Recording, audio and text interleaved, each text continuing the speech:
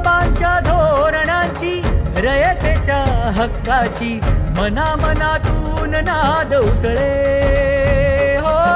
मराठीला अभिजात दर्जा, कृती केली ही गर्वाची, अभिमानासाठी झटते हो, हो, हो.